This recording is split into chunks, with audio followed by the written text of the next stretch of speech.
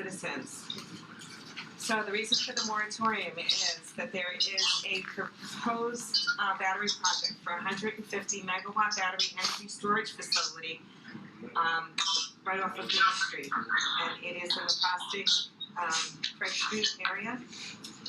It is adjacent to the existing Eversource electrical equipment in, I believe, they're transformers, and they want to put 116 lithium-ion storage batteries on a 6-acre parcel of land.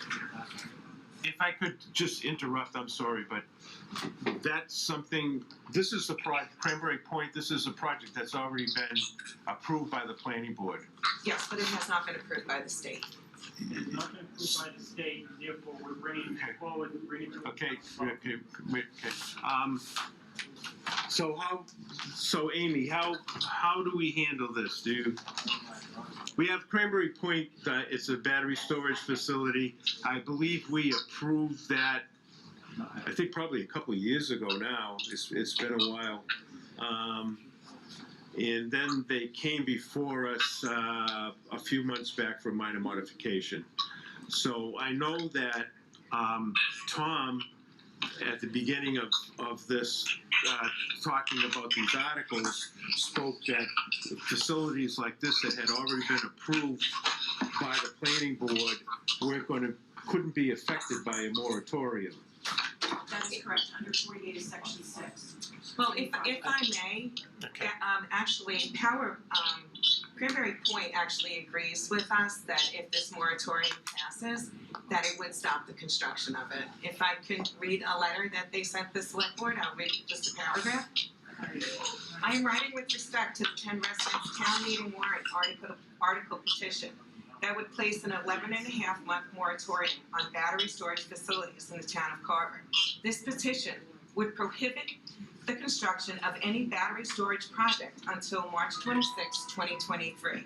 For the reasons outlined below, we are writing to respectfully request that the board vote not to support the proposed moratorium. So Mr. Chairman, that doesn't say that their project can't go forward.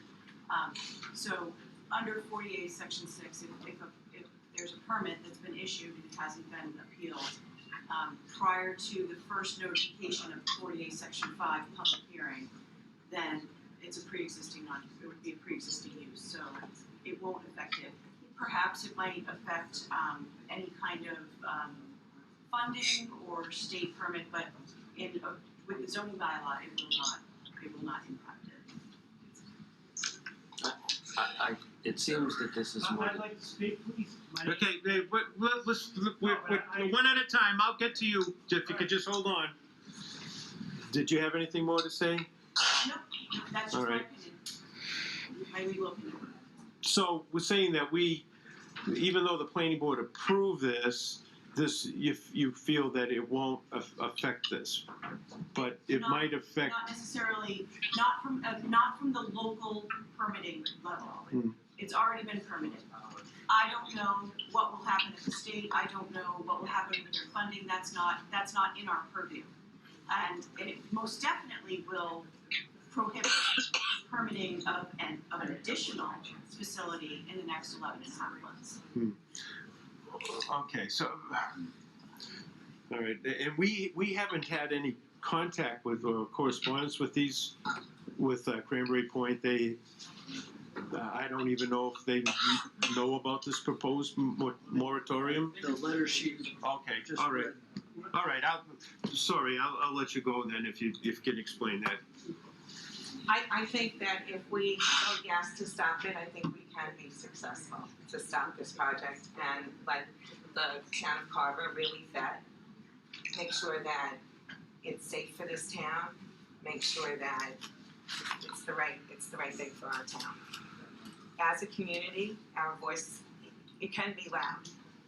And what we need to do is we need to band together and we need to say no. We do not want this bomb in our backyard. This is 0.6 miles away from the elementary school.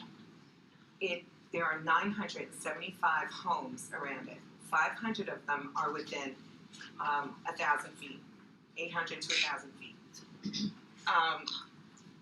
These batteries are known to explode. There have been several explosions. In one explosion just last year in Illinois, or for 3 days, and they had to use cement to put it out. I don't think our fire department is ready for that. And what we need to do is we need to get our fire department ready if this is something that we choose to have. But we definitely should not have it in a residential area. One of the things that we have asked the planning board with this proposal, we have come up with some things that we would like to see happen during this moratorium period.